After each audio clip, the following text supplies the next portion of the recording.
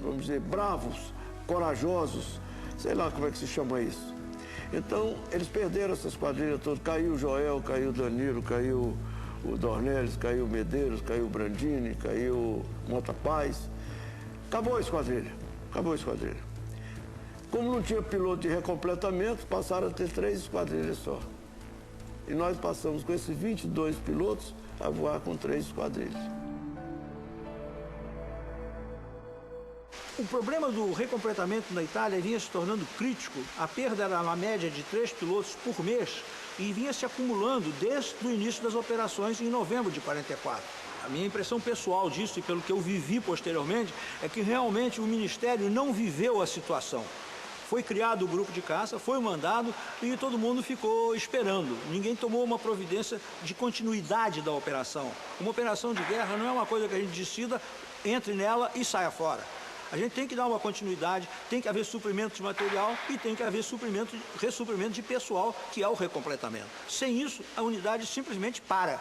A minha turma foi a última que terminou o treinamento de P-47 nos Estados Unidos. Quer dizer, a questão pessoal é mais de frustração de não ter conseguido aquilo que desejava. Não veio o recompletamento, nós aí passamos a voar mais. Voando mais, nós nos tornamos veteraníssimos. E no final da guerra, as 2 últimas semanas da guerra, também não é mil fãs de ser brasileiro, não. Era obrigação nossa. Nós enxergávamos muito mais do que os americanos, que eram rapazes que tinham 250 horas e estavam entrando em combate. Quer dizer, eles não tinham a obrigação de ter aquela experiência que nós tínhamos, e nós tínhamos. Até abril de 45, os alemães estavam localizados na linha gótica. Com a melhoria do tempo, quer dizer, com a primavera, a chegada da primavera em abril, o comando do Teatro Mediterrâneo determinou que fosse desencadeada uma ofensiva contra os alemães, que ficou chamada Ofensiva da Primavera. Já era evidente para todos nós que o final estava muito próximo.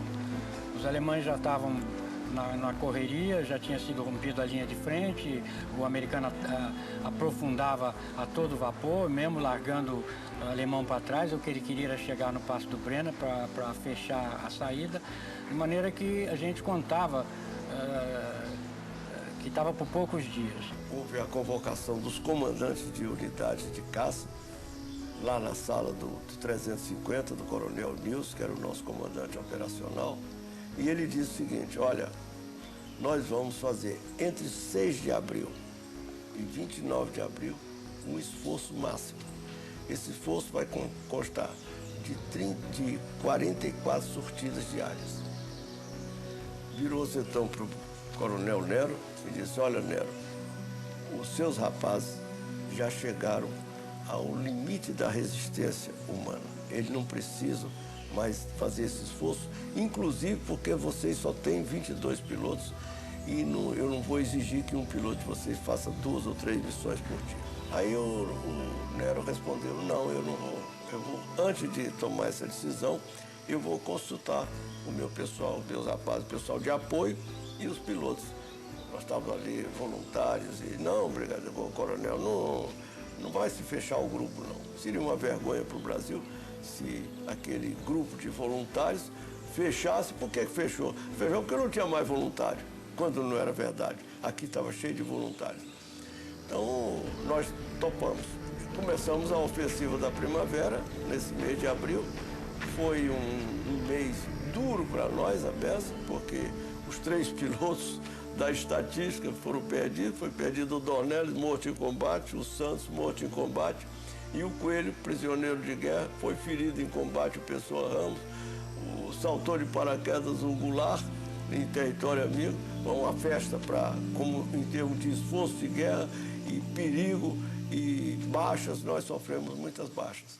Decolamos e já era uma daquelas missões, embora ofensivas, sem alvo predeterminado, porque já era no recuo e na fuga dos alemães.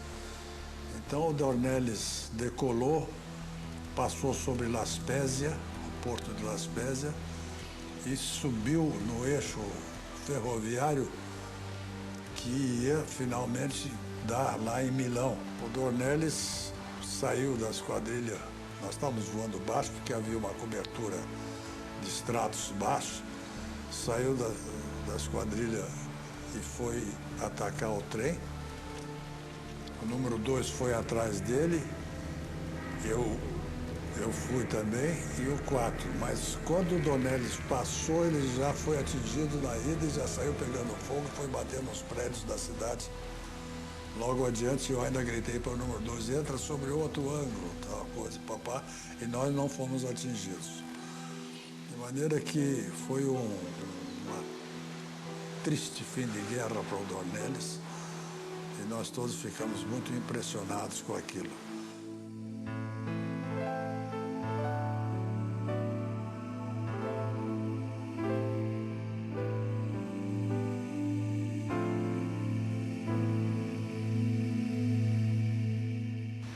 O ataque rasante, além dos perigos da antiaérea, quando você fazia um ataque a um depósito de combustível ou a um depósito de munição, você corria o risco de explodir com a explosão.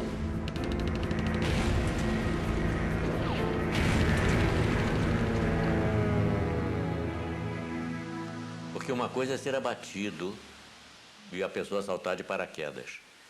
E outra coisa é você ver a pessoa bater no chão. Nós estávamos atacando uma área grande de depósito de munição. Para você ter uma ideia de grandeza, era uma área descampada, vamos dizer, de 500 por 500 metros, grosso modo, onde havia várias cabanas meio enterradas no solo. Então, essas cabanas, com a terra que eles tiravam do fundo para enterrar, deixar a munição lá embaixo, eles faziam mais ainda uma proteção para dificultar ataques a essas cabanas, a essas palhoças, e cobriam com palhoça e tal, para parecer que eram cabanas. E cada um de nós, então, mergulhava e atacava uma palhoça dessas, que era um depósito de munição. E o Santos, quando entrou no mergulho dele, que deu no gatilho, na hora surgiu aquela bombinha atômica na frente dele. Porque por estar enterrada a munição, ela só podia explodir para cima. Então sai aquela língua de fogo com aquele cogumelo.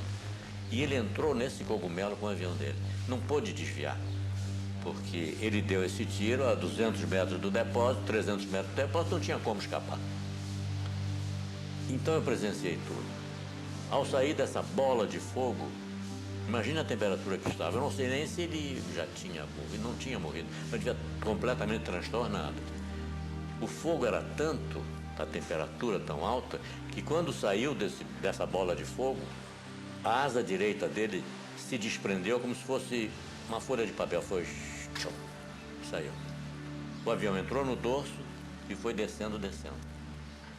Ricocheteou no chão e foi cair mais adiante só. Eu só pude saber mais tarde, depois de terminada a guerra, eu fui ao norte da Itália, a nordeste, porque o coronel Nero mandou 3 expedições para o território inimigo recolher pilotos que tivessem saltado de paraquedas ou pilotos que tivessem morrido. E lá é que eu pude constatar, então, que o Santos, antes do avião bater, ele saltou do avião. Ele caiu, vamos dizer, uns 200 metros antes do avião bater no chão, no primeiro ricochete. E no segunda batida, então, é que o avião bateu, explodiu e fez uma cratera do tamanho dessa sala.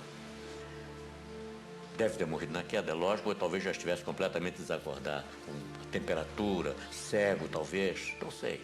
É difícil dizer. Agora, eu constatei nessa oportunidade que os alemães não enterraram o Santos. Eles estenderam o corpo dele, cobriram com pedras e puseram uma cruz que eu trouxe, está em Santa Cruz hoje, na base aérea de Santa Cruz, com a placa de bronze, com os dados que ele tinha no dog tag, aquela identificação que nós tínhamos no peito. Eles puseram num bronze e puseram na cruz. Eu trouxe essa placa, tá aí.